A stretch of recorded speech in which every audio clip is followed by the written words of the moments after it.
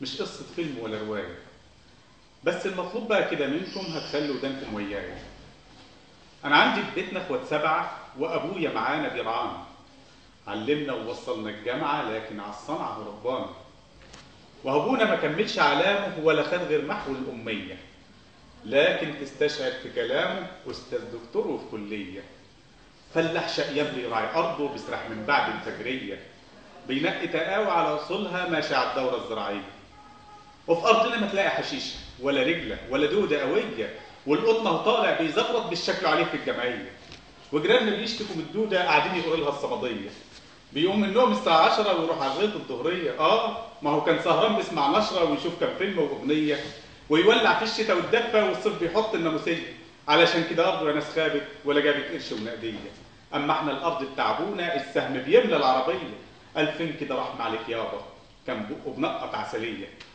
جه لما يموت جابنا السبعة جمعنا في أوضة ووصانا. قال لنا يا أولاد إن السمعة في الدنيا وآخرتنا معانا. وعدوا في يوم تنسوا نصيحتي وتغشوا الناس الغلبانة. أنا بعد ما أموت هتلاقوا تحتي مكتوب في ورقة سلوفانة إن اللي بيتقن شغلانته ويؤدي الصنعة بأمانة هيكون له في الدنيا مكانته ويخش في رحمة مولانا. وسمعت نصيحته أنا وإخواتي والكل بيتقن شغلانته. وأخويا كبرنا اسمه نجاتي ميكانيكي ما فيش زي شطارته. بيجيله في الورشة يوماتي 20 جرار مع مقطورته. يدخل له الأتوبيس الخردة يطلع على الزيرو بكرتونته. تسلم لنا إيدك يا رجاتي أستاذ ميكانيكي في شغلانته. ما هو زي الواد الدكشة بيبيع البنك في دكانته. شغال نصاب جوه الورشة فرحان بفلوسه ورجالته. بيحط حاجات خردة قديمة بيموت في الناس بغباوته. وهو بين الناس ملوش قيمة وهناك في الآخرة تشوف كده. وأخويا التاني اسمه أبو عمار شغال طبعا أسطى ونجار. على طول هتلاقي في إيده شاكوش وهتطلب بقه 200 مسمار. بيهندس أوضة نوم معانيش من كتر جمالها العقل احتار. والسفرة دي زي خشبها مفيش ده المطبخ شكله تقولش دمار. تحفة وجامدة خشبها يعيش كل ده وبأرخص أسعار. أما صاحبنا اللي وسط عليش تاخد منه كلام قرار. شغل وفن وجودة مفيش خشب مسوس مضروب نار. لما عريسنا جابوا له النيش جاله البوط وقع وانهار. أصل يا الناس اللي وسط عليش عايز يكسب بالمليار. ما يهموش الحاجة تعيش اللي يهمه جنيه ودينار يشتري بيه كام قرص حشيش أو يلعب على القهوة مار. سمعته سائد بين الناس قفل الورشة وساق جرار. وتالت اخواتي اخويا مرزوق اسطى كبير شغال سواق في الشبوره وعات ما يسوق سواق واعي وعنده اخلاق. لما يشوف عاوز هيعدي ما بيجريش ويسوق بغباء. ماشي على مهله واخد دوره عارف ان الله رزاق. اما صاحبنا الاسطى علاء ماشي اكنه ناس في سباق. على البنزين رجليه بتدوس ولا عندوش قطر الاخلاق. هوبا عمره عامل حادثه مات بنتين ويا السواق. والعربيه اتباعت خده. هذا اخرتها يا عم علاء. اما ربعنا اخويا مامون واد سباك فنان وكبير. شغل مظبط كده مضمون ما في تسريب جوه المواسير. ولا يوم شفنا مجال السده بتجري بسرعه ومع البير. ولا يوم طلعت منها الريحه اطلع منها بكل ضمير. اما جيراننا لسه الشيحه فسر ست طالعه من البير. والبياره مطلع ريحه والريم طالع على المواسير. شغل الواد سباك الحته المستعكشه ابن ام عبير. معروف دايما كسوته فلته واد غشاش ولا عامل ضمير. من كام يوم كده يقول يجي 6 رجليه وقعت جوه البير. جبس ايده وظهره ورجله وشال الزايده مع المواسير. ما هو لو كان بيراعي ضميره كان هيحب مصالح الغير. ارفع ايدك يلا ادعي له رب اشفيك يا ابن ام عبيد. اما اخونا الخامس طه نقش يعجب اي زبون. تسلم ايده وهو بصنفر بعد هيضرب بالمعجون. فنان ماسك ريشه في ايده قاعد يرسم في البلكون. ربي يصونه كمان ويزيده بيمسك شغله بدون عربون. سرعه وفن مهاره في ايده غمره ما غش وبوظ لون. خلى الشقه بتاعت عروسه ولا كملش ال 20 يوم. اما صاحبنا النقاش هاني ينهي الشقه في 90 يوم. والصنفره ما هيش عجباني عم نطبط في المعجون. ضحكوا عليا انا كل جيراني شغل اللطش يجي مثلون. والتسييل بوظ لي البال ضيع منظر اوضه النوم. بدعي عليك والله يا هاني نفسي اشوفك بالكراكون. اما الاخ السادس ليا اسمه محمد وفي دمياط. كان شغال بعد الثانويه فن مزايكو حيطان وبلاط.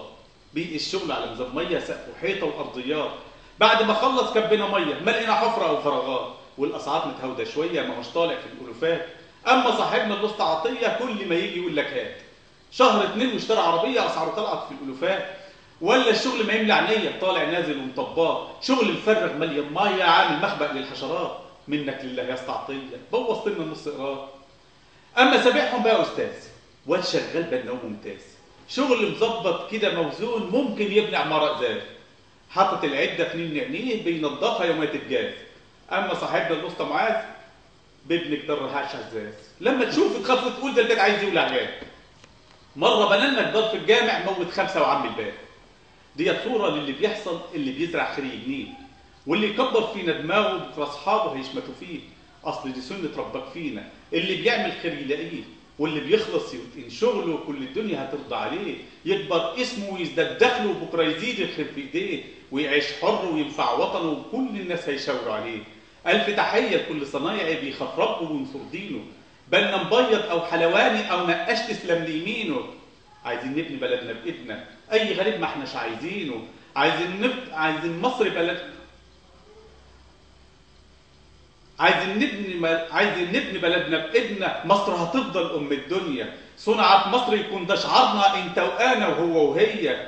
يلا بسرعه اصل اتاخرنا، عايزين نلحق صين او كوريا، نتعب حبه ونرضي ضميرنا. فن مهندس وصنايعيه، وقتها راس المال هيجيلنا وكل ولادي هيرجعوا ليا. اللي في مالطا واللي في غانا واللي مسافر في السعوديه بكره هيجوا ويعيشوا ويانا، والدولارات تكتر في ايديا. وقتها ربنا يبقى معانا علشان احنا خلصنا النيه. بالانتاج هتعود نهضتنا، نضمن عيشه الاجيال جايه. يلا نشمر ايدنا ونعرق، بكره الصحراء تطلع ميه، وادرع قطن طويل التيله وقمح وفجل ورز وباميه.